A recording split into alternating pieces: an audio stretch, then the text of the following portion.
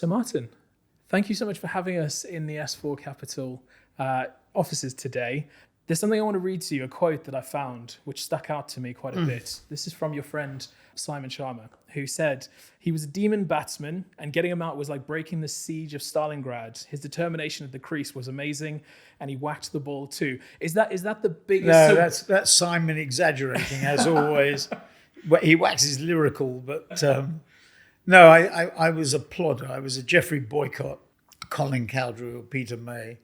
I was a plodder. I was an opening batsman of limited capabilities, actually. My defence was better than my attack. So I don't know about whacking the do. ball. Yeah. I was never scored a century, got a few 50s, bowled a little bit, left arm, leg spinners, or leg cutters, actually, with an arm ball. So I'm hearing that you'd struggle to get into the Bazball era of cricket. Is Oh that no, what I you're would not have been a Bazball. I'm an addict of Bazball cricket, but I'm not a Bazball player. I'm more of the Boycottian school, the boring school. Hutton was Sir Leonard Hutton was my idol when I was young, and Fred Truman. There was nothing better than watching Freddie Truman bowl side on at Lord's. You couldn't do it at the Oval because that's where the expensive seats were. But you could follow his arm at the Oval. No, at Lord's side on, that was a sight to be believed. Yeah, no, absolutely. We'll get more into your mindset as we go along. But for people who may not be fully aware of the history, I know it's difficult with such a storied background as yourself. Could you just give us an overview from kind of the early years to here? My first job was a consulting job, marketing. I wanted to go into consultancy, but I couldn't get into any of the big McKinsey and Bain and BCG, I think, which were operative at that time. Wasn't interested in investment banking. In those days, Goldman and Morgan Stanley were still partnerships and were much smaller. So consulting and investment banking were the two careers. So I got a job at a firm called Glendenning Associates, which was an interesting marketing consulting firm. The Ralph Glendenning was an ex-Procter & Gamble executive, and he took the telephone directory with him, and every year he would sit in Cincinnati and recruit all these really good... He knew where all the bodies were buried, so to speak, in Procter, and he hired these really good people in marketing. So it was a marketing consultancy, a promotions consultancy, had a retail consulting division, a manufacturers consulting division, a consultancy division. And I was hired in the consultancy division by Joel Smilo, who became quite famous, made a lot of money on Playtex, worked for Norton Simon in food, again, a Harvard Business School graduate, Procter. And Joel was an outstanding consumer marketer. Interestingly, he became a board member of WPP later, just before we merged with Young and Rubicam. Joel hired me, and I became a consultant in that division. Didn't last long because I was going to be drafted. In those days, unbeknownst to many, Howard Stringer actually, I think, ended up being Sir Howard Stringer ended up being drafted. He chose to stay. My mother, a good Jewish mother, wouldn't let her son be drafted. It was time of Vietnam, when the draft was at its peak. And if I had an exemption, I think, for 18 months for the 2 years I'd been at Harvard. My mum said, "You've got to come home." So I hastily returned to the UK, and I met Mark McCormack at Harvard Business School. He was subject one of the case studies in management and new enterprises, which was a course on entrepreneurship. Everybody in the course, it was an elective course in the second year at Harvard Business School, and every case study in the course was a success, except one, which was a guy who tried to build a boat building business in New England, which went belly up or went into bankruptcy. And it was the only failure that we looked at during the whole course. It must have been about 30 or 40 cases. Anyway, Mark was an IMG, as it then was, International Management Group, was subject to one of the case courses. I met Mark then, and he kept in touch. I said I was coming back to the UK, and he offered me a job. Interestingly, he'd offered the job to 2 other people. So I arrived at IMG with 3 people thinking that they had the job that I had, myself included. But anyway, I had a couple of good years there. And then I wanted to, so I had the management consulting or marketing consulting experience, mainly in packaged goods. I worked on Clairol, Philip Morris, and acquisition of a candy company called Peter Paul. So I had to, and Heinz baked beans I worked on as well. The personal management experience around IMG. In those days, we were looking after Arnold Palmer, Gary Player, Jack Nicklaus, Jean-Claude Keeley, Tony Jacklin, Peter Oosterhouse, Clive Clark, Gene Shrimpton. Actually, that was Verushka, I think a Russian model, and Maudie James, because Mark was trying to build a model agency as well. So we had Jean-Claude Keeley, Gene Shrimpton, which are interesting existence. But it was talent management. Now it's part of Harry Emanuel's empire. Talent management and international financial management, because we did not only negotiated their contracts, so we did films, we did literary, merchandising, and we also managed the money as well, which is the part of the business that I so I worked for Mark for about 3 or 4 years. And then I really wanted to do something with my dad. And I tried to do that remarkably unsuccessfully. I love my dad dearly, and he was somebody I spoke to literally. This is before the days of mobile phones. I would talk to him maybe 3 or 4 times a day. I'm not exaggerating. We would speak about everything. He was a retailer, didn't know anything about the advertising business, which I got into. I'll get onto that in a minute. But I really wanted to do something with him on my own. But despite that we had a very close relationship, it was one of the regrets of my life.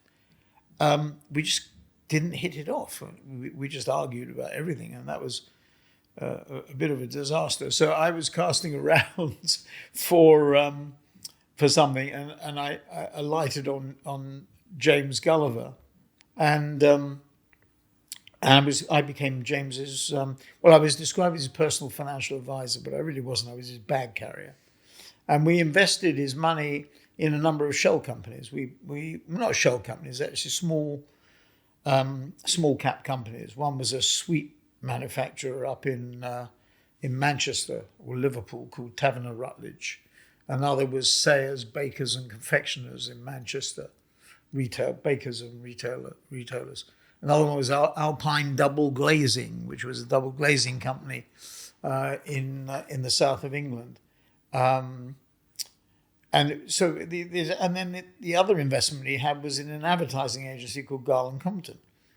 And Ken Gill, who was the chairman of Garland Compton, had taken it public. James was a shareholder. And Ken felt that it didn't have much of a creative reputation. It was working for Procter and I think Eli Lilly and Johnson & Johnson. And so mainly because of its connection with Compton Advertising in America, who had 20% of the company. And James was a friend of Ken Gill. And Ken said, I really got to increase the creative output of the agency. And he merged it with the Saatchi Brothers agency. And it became Saatchi & Saatchi Garland Compton and Saatchi & Saatchi Compton as the top company. And James really became a consultant to Morris and Charles. And I did the grunt work. And every Thursday, I had an office in Charlotte Street. Every Wednesday or Thursday, I'd do a day a week. Got to know Morris well. Morris wanted to find a finance director. Didn't have a very strong finance director. Most of the finance directors he spoke to on Fleet Street he had to speak to them before 2:00 in the afternoon, if you get my meaning. Anyway, he said to the headhunter one day, it was a guy called Brian Burwash from Goddard, Kay and Rogers, I always remember it. He said to Brian, we're having difficulty in getting a suitable candidate. And Brian said, well, what sort of person do you want? It was somebody like Martin. So Brian said to him, have you asked Martin? And he said, no. So Morris said, well, why don't you go and ask him? So he asked me, and that was it. So I became CFO in 1986, 87. Sorry, 76, 77. And for 9 years, I was CFO. My dad's advice was find an industry that you enjoy, find a company inside that industry that you enjoy, have fun, build a reputation. We didn't mean, have interviews like this sort of thing, but, just be well regarded by people in the business or people in the industry or investors or whatever. And I did that for 9 years. We built Saatchi's it was a great team. It was Morris and Charles, obviously, Tim Bell, Jeremy Sinclair, Bill Muirhead, and others. Super team. And we built that into the largest company in the industry. We've effectively done that twice, once with Saatchi's and once with WPP. And then, my dad said, build yourself a reputation. And, when you're 40, he said, because 40 was the midpoint. You used to work, I'm 78 now, 79 next week, and it's, you used to work from 20 to 60, basically. 40 was the midpoint. My dad said, well, you build your reputation. When you get to the midpoint, if you fancy doing something on your own, do it on your own. So I got to my midpoint, which was 40, which was 1985. And I went off and bought a stake with a partner called Preston Rubble in Wire and Plastic Products, a shell company, manufacturing company. We set out criteria. We did a screen of all the listed companies. It had to be £1 million because we didn't have more money than that. We could buy 29.9%. We had about £300,000 between us. We went 50-50 on it. It had £1 million. Had to be a manufacturing company because it would be lowly rated. It had to be profitable, never lost money, no debt. And I remember management that was mature but not senile. and Wire and Plastic Products fitted the bill. The interesting thing about it, just thinking back, it just sort of triggered in my memory, shows how luck plays a really important part in it. So when I was at James Gulliver, his advisor, stockbroking advisor, was a company called Panmure Gordon. When I was at Saatchi's, the investment bank was County Bank. And Gordon Sampson, who was the CEO of Wire and Plastic Products, didn't know us. Well, he knew by reputation. He knew me by reputation. He really didn't know Preston Rubble very well. And we decided to go to the Wireworks to meet. Gordon said, we wrote to Gordon and said, we'd like to acquire an interest in the company. You issuing us shares, 29.9%, which we didn't have to make a bid for. And Gordon said, well, why don't you come and see me? So we went to the Wireworks in Dartford in Kent. And Gordon said, come at 2 p.m. in the afternoon, deliberately, not offering us lunch. And Press and I were in Dartford High Street, and we were absolutely starving. And we saw this fish and chip shop. We went in and we bought a bag of chips, and we doused it in vinegar. We stunk to high heaven with salt and vinegar. Go to the Wireworks at 2:00. And Gordon, to his dying day, was convinced that we did it to prove that we were men of the people.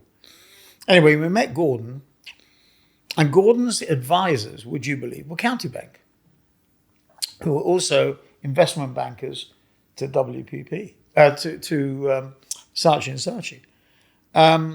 And the brokers were Panmure Gordon, who were not the brokers to Saatchi's, but had been James Gulliver's sort of advisors. So Gordon calls Panmure Gordon and say, what do you think of this bloke Sorrell? And they give a glowing reference. And then they call County Bank. And I'll never forget, I don't know who the director was, but it was really interesting what he did. So Gordon calls him and says, I met this guy Sorrell. What do you think, So the banker was put in a difficult position. He had a conflict of interest position. He said, let me think about it overnight. I'll call you tomorrow morning. And he said, I can't say anything, but let me tell you a story. He said there was a guy called Greg Hutchins who bought into a company in a similar situation. And he bought into the company at 30p. At the end of the first day's trading, it was 60p. Enough said. That was it. So that was it. And that was WPP. We built WPP into what it's worth, the largest advertising and marketing services company in the world. I'm sorry to hop in there, but Yeah. did Gordon, was he aware of your intentions of using Yes. WPP No, as a we were vehicle? very open. In fact, if you go to the first document we issued on wire and plastic products, we said our objective was to build a major multinational marketing services company, use it as a base. And everybody thought, who are these blokes? No, they had some credibility. I mean, we built the market cap in the first 18 months to about 150 million pounds from nothing, from 1 million. And then we made our audacious bid for JWT, which is 13 times our size. We paid $525 million for JWT, a one-for-one rights issue. I think by that time the market cap was about 250. So we raised about, let's say $500 million was about 450 million pounds. So half was in cash through a rights issue and half was debt. And then we found this building inside JWT, the Japanese building, which Morgan Stanley advised the board of JWT was worth $30 million, and we sold for $203 million. Had to pay a 50% tax. So we netted 100 million. So instead of costing us 525 million, it cost us 425 million, and we paid down most of the debt, paid down half of it. The margins at JWT, I think, were about 7%. And we thought there was an opportunity to at least double them, which we managed to do. So that's the history. Then Ogilvy in 89, a bit less pleasant because I overgeared the company and we had to restructure in 91, 92, strong growth through the 90s. Merged with Y&R in 2000. We were 2/3 of the merged company. They were a third. It was really a takeover. And then Gray was in 2004, took us into Procter. So we had Unilever, Procter and Colgate all in the same group, which theoretically you couldn't do in one single agency. You have multi-brands. And then I suppose the other big deal, Taylor Nelson, Gray in 2004, Taylor Nelson, that was 2007, I think. And built, what maximum market cap got up to about $23 billion, $24 billion. Today, sadly, it's 10. And Publicis was 10 and is now up at 23 or 22, 23 billion euros. I mean, it's such an incredible journey, and I know this is a bit more of a hypothetical question, but if you go back to those kind of early years before advertising was your path, was advertising even on your radar? Was it something that you were interested in? It was in the sense that one knew about it. My father, interestingly, he ran a chain of radio and electrical stores, about 750 stores. In its day, it was the biggest. It was Civic, Broadmead, John James. They took over John James's business. There was a bit of a managerial fight. My father went out. It was the retail division of Firth Cleveland. My father really didn't know much about advertising. He did a little bit, but didn't really believe in it. He believed in having, he was self-taught. Left school when he was 13, had no formal education other than the Talmud, the Bible, and Shakespeare. He could recite vast tracts of Shakespeare. It's remarkable when you think the sons of immigrants or daughters of immigrants from Eastern Europe, my grandparents on my father's side came here in 1899. I found the wedding certificate of my grandparents, which were signed with crosses, and then the 4 witnesses signed with crosses, so obviously they didn't speak a word of English. Probably came from Kiev, they were Ukrainians, we think. And my grandfather, I don't think ever did a stroke of work. I can still remember what my grandfather looked like. Claimed he cut off the hand of a Cossack when he was 10 years old, and there was the ghetto, and he described how the Cossack put his hand on top of the ghetto wall, and he took a sword at the age of 10 and chopped off his hand. We didn't believe a word of it. My grandfather, I remember he didn't do a stroke of work. My grandmother, which we call in Yiddish or a balabusta, was the lioness of the family. She drove the family. But your kids would go to school until they were 13 and they'd leave school. My father left school when he was 13. My mother left school when she was 13. They met at a school in Stepney and were married I think when they were about 19 or 20, my father grew a moustache to look older. Used to defend dubious Jewish businessmen in the East End of London, who's a barrack room lawyer, and then went into selling, retailing TV sets, radios, radiograms, fridges, washing machines, the like, and ran the biggest set of stores, about 750 stores in the UK.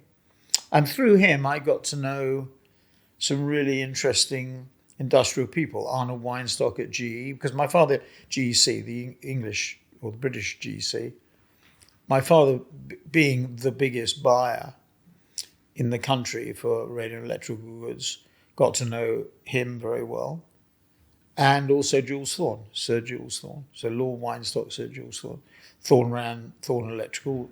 He was a Jewish emigre from Austria, landed in the UK, I think about 1937, started a lighting factory in Enfield, and the rest is history. I mean, Thorne sadly has disappeared, but in its day, his building opposite the Ivy, where the Ivy is now in WC2, Basil Spence designed the building, and it was meant to be, today it looks pretty anonymous, but in its day it was meant to be the epitome of architectural virtue. So I got to know all these people, and it was really, and as a favour to my dad, I guess, they, particularly Thorne, I could go and see Thorne virtually any time. I could go and see him every 6 months, talk to him. Went to his office at the top of Thorne House, as I say, opposite the Ivy, and sit on the top floor. And he was very nice to me. I would have a half an hour with him, and he introduced me to Sigmund Warburg and Warburgs, Hambros Bank, he was very close to, and it was interesting, very interesting. I mean, when you look at those WPP days, and obviously you did it to a certain extent with Saatchi, but you did disrupt a whole industry. I know we disrupted. I mean, it's a bit different with S4, which is a truly disruptive model. And with Saatchi, it was disrupted in one sense, in that the IPA ruled when Saatchi's was the Incorporated Practitioners of Advertising, and it was like a gentleman's club, really a gentleman's club. There were very few women, if any. In those days, the unwritten rule, or maybe it was a written rule, was you didn't pitch for each other's clients. Saatchi's chose not to be a member of the IPA and pitched to everybody's clients. So in that sense, it was disruptive. But, I wouldn't say Saatchi's were disruptive. It went with the flow.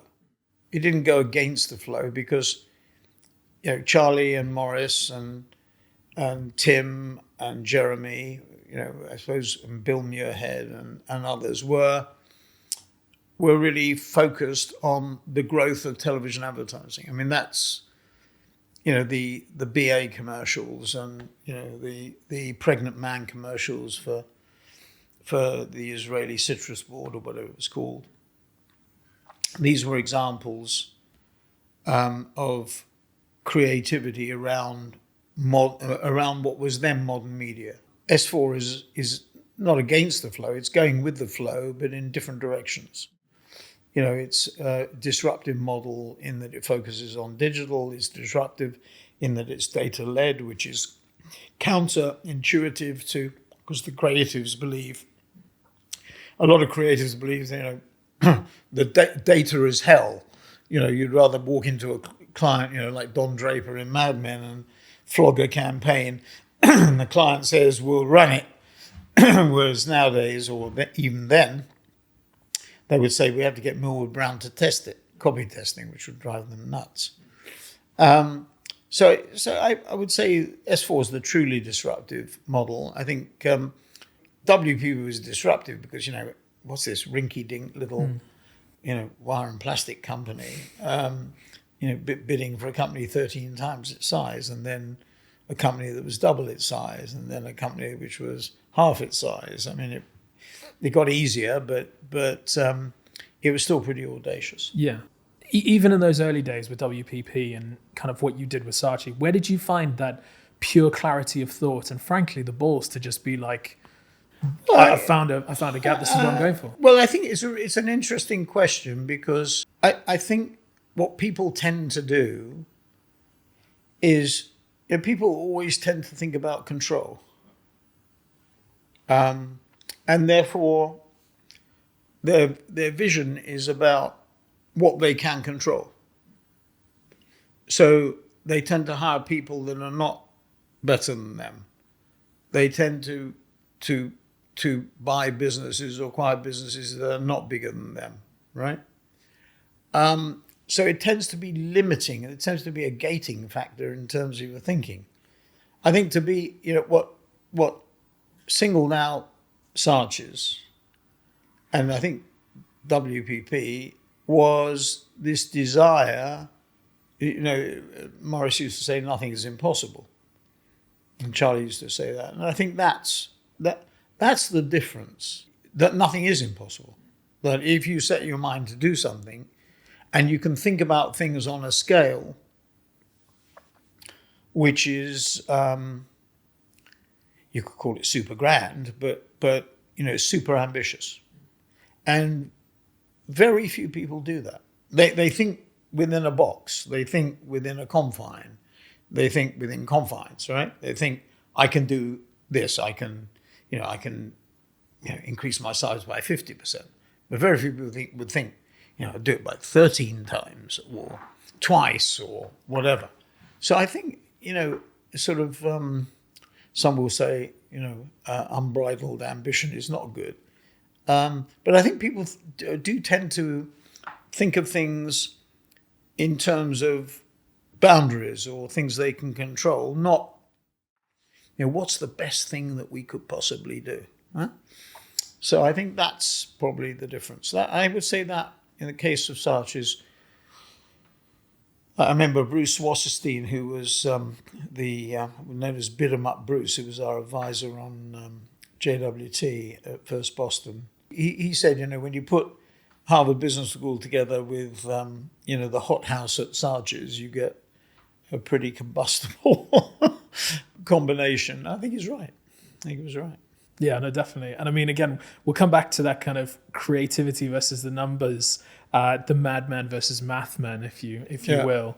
I mean, James Patterson in his autobiography said exactly what you said. I always thought of Sir Martin as a somewhat witty accountant. Philip Greer, he doesn't have advertising in his veins. Did that almost just spur you along? All these voices, these chirps going on, and does it do it to a certain extent today? Jim was quite an interesting character because he was creative director of JWT. I think he was just North America, I think, when we took over. And I brought Burt Manning back. Don Johnson had inadvisedly fired Burt Manning, and Burt was my CEO to run JWT.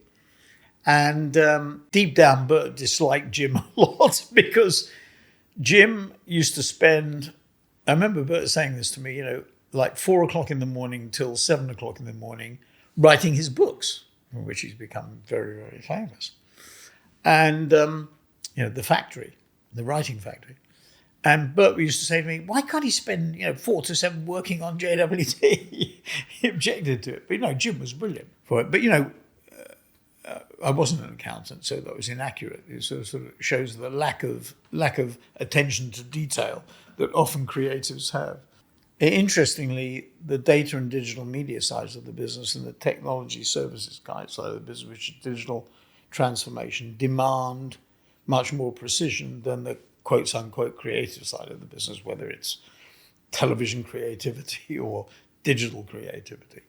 So things like pricing, billability, avoiding duplication are not second nature to creative people. It's like when you said, creative people love to go have an idea, big idea, pitch it to the client, and the client says, sold. Let's get on with it. Well, life doesn't happen like that, and digital is different. Digital's a feedback loop. You don't spend 3 months creating a piece of advertising. Now with AI, you can do it in 3 minutes, and you pump it out. You see what the reaction is. You look at the data, and then if it's successful, fine. But if it isn't successful, you use an alternative. Now with AI, we can produce literally millions of creative executions, which we can test. The Netflix model. You have the data, you have the first-party data, you have the signals from the platforms, you develop pieces of content. It can be literally millions for a campaign for Netflix or whoever. You see whether Josh responds or doesn't, or responds in the right way or doesn't. And if Josh doesn't, we know he likes Man United, so we'll try something around sport. We know he likes the Wall Street Journal, we'll try something around business, whatever it happens to be. And I still don't think the industry gets it. They still, it's the campaign, ad age, IV, restaurant, lunch, dinner. It's not martinis anymore, but it's that sort of romantic thing, and it's not. It's hard work. Yeah, no, absolutely. I'm going to change gears a little bit and look at acquisition specifically. Mm-hmm. Obviously, that's a massive part of what you do at S4 Capital and what you did previously. How do you find those companies? Is it more than just the numbers? Do you look into culture? Give us a little bit of an idea of how you find those companies. I mean, you use all the sources. You might it might be people inside the firm who know of the company competitively. It can be from analysts. It can be from journalists. It can be from competitors. It can be from clients. And clients, I always used to say this, clients are the best source of free information. You should say every client you see, who are the best people that you come across, who are the best agencies. And you get lists from that way. I mean, and that's free. But so few people are, like the basic question, what's top of your mind? And you get a lot of, what's the thing that most worries you, or when you wake up in the morning you dread, these are the things that I think that the questions, that's for nothing. And as far as culture within organizations, does that come Well, it's all part of it, because people say, I like that agency or I like these people because of the culture. I mean, it's like, it's the like comes because you like the way they operate. Different people have different views and different people like different things. But, my ideal culture might be very different to yours. But no, it's a reflection of all those things. I don't think you could sort of categorize it as such. You keep your ears and eyes open, as to who, and then you see it in competitive activity. Probably one of the best is, again, it's client driven. Why did client X choose agency Y or company Y? So you have to examine that. And as far as failure goes, you kind of mentioned obviously your business with your dad Jack, but that's kind of an extreme. I imagine when you building something as big as S4 Capital and WPP, you've got kind of micro failures almost within things. How do you kind of handle those? Well, I mean, McKinsey always writes these pieces about, 70%, 80% of all deals fail, whatever the figure is. It's difficult. The easiest part is getting the deal done. The most difficult part is getting it to work. And if I look at S4, we had an initial flurry where we did very well. And we now found it harder as we've got to focus on integration and boring things like pricing, billability, and duplication. And those, I was talking to somebody this morning about that. So, it's the grunt work. The being interviewed by the press about some spectacular deal you've done, or even unspectacular deal that is the easy bit. It's making it work. It's people, as people say. But for clients and people, this would be a great business. So you have to. No, I think implementation is critically important. Yeah, no, absolutely. And I'm thinking about kind of, like you mentioned, the press kind of asking you questions, especially with S4 Capital. There's always, you literally Google it today and it says in tatters, oversold, all this rubbish. When you read things like that in the press and you have these discussions, does that kind of give you a little bit more of a chip on the shoulder? No, I wouldn't say chip on the shoulder. I think it goes with the territory. When somebody writes something good, the next story has to be something bad. The flip side is that was also true. When somebody's written something bad, the next story has to be something good. So it goes with the flow. But we live in an age of, an open, so-called open society. There's a lot of, with social media, obviously, and the growth of social media. I mean, from my point of view, it's a net benefit. But obviously there have been issues, the stuff around the social media platforms and kids, that we've seen in the US in the last 7 or 8 days, with Meta, etc. And Mark Zuckerberg. I mean, all these things, are the downside of it. But net, I think it's positive. It's like AI, do I think there are going to be bad actors? Yes. Do I think there are going to be problems? Yes. Do I think overall it's going to be beneficial? Yes. But there's always going to be the pluses and minuses. I think in the case of social media, the connectivity, there's been reviews because it's Meta or Facebook's 20th anniversary. There have been sort of reviews of what people were saying 20 years about it. And the great thing would be we'd all be connected and be able to talk to anybody at any point in time. Well, that is a major benefit. The fact was the world wasn't connected. And it is a benefit that we do have it. And that has to outweigh, in my view, the downsides. That doesn't mean you shouldn't try and deal with the downsides and you ameliorate the negative effects of them. But, there are always going to be that. So an AI, we don't know what the impact on employment is going to be.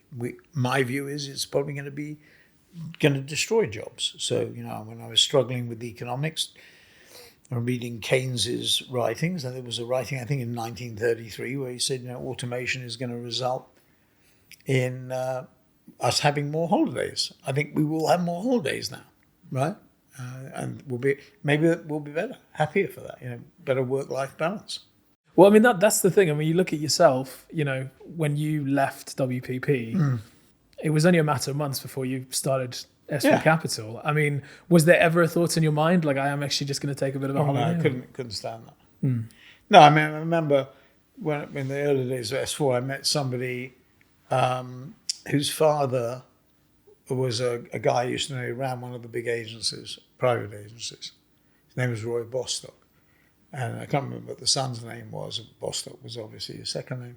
And I said, how's your dad? And he said he's in Florida and he's retired and he's really bored out of his mind.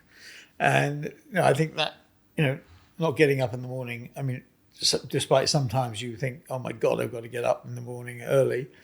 Despite that, I think you vegetate. I think physically and mentally you degenerate faster if you don't have things to do. You've obviously been working solidly for all these years. Do you ever just think back to a young boy in Queensborough Court? Yeah, no. But there's no boundary. I mean, what Mark McCormack told me was, he was a lawyer.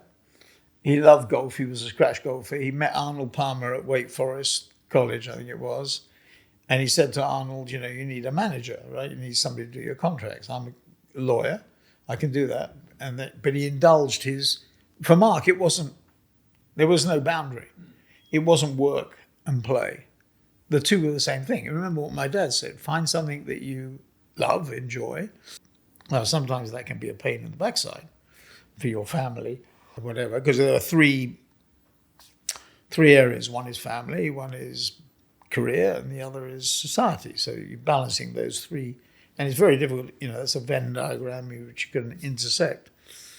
And very few people who manage to lock the three together. They can lock two of them or one of them, focus on one of them, but they're very difficult to do all three.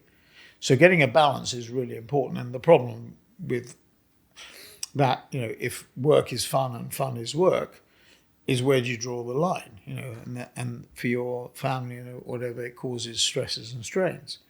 Yeah. So outside of Mark and obviously the incredible impact that your dad had on your life, was there anyone in the business world that you really... Thorne and Weinstock.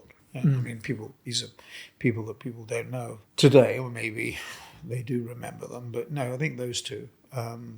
Weinstock, I remember having lunch with him before he died, and I asked him, what, do you have any regret? And he actually was very interesting. He had run GEC with a sort of rule of iron, and I remember in Management Today he had there was an article about he had 5 ratios that he looked at for a bit, and I remember cutting it out and sticking it on my desk as Sarge's. It might still be there, for all I know, in Charlotte Street. It was on my blotter. And I asked him, so he ran it, and it was really great because he would, on a Friday afternoon, the stories were legion, he would call some plant manager down in Wales and ask him, he would go right down the organisation, he would cut through all the layers and find out what was really going on, a bit like Rupert Murdoch, right?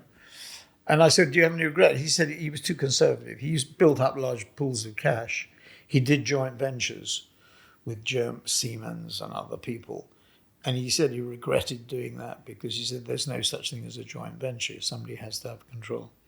So he was too conservative. Thorne, I think, never really... It's a shame, actually, because his business was such a great, great business. It disappeared into Smith's Industries, which was run by a guy called Richard Cave at the time. And no, it was sad, actually. His son died. His son was a stockbroker, I think, in Switzerland. And his son died. It's a shame because he had no, sort of family line to carry on. But those two, I would say. It's now time for a very special segment. We've teamed up with the Jill Dando News Centre to bring you the good news postcard. So Martin, your question today is from Evie, age 12. I'm Evie and I'm from Jill Dando News. And if you could be any animal, what would you be and why? Well, Evie, that's a very cheeky question. Evie, age 12. Goodness knows what you'll ask when you're 20. If I could be any animal, I'd probably be my red setter, actually, whose name is Ferris, who I love dearly. Ferris has a wonderful nature, unlike me. He's as calm can be. No, so that's on. What animal would I really like to be? I think a cheetah or a leopard, I think is probably... Why would you say that? Yeah, well, I think it's what I see myself as. No, it's absolutely brilliant. So Martin, thank you so much for your time today. Do you have any kind of final words for the business leaders who may be watching this? Well, I think, I'd give you exactly the advice my dad gave me, which is find an industry that you like or indeed love. Find a company within that industry that you like and love. It's not fashionable to say, stick with that company, and maybe the volatility in the world is such that that's impractical advice now. But I say find that industry, find that company, and then do what my dad said, which is if you fancy doing something on your own when you're in mid-career, having built experience and reputation, have a go.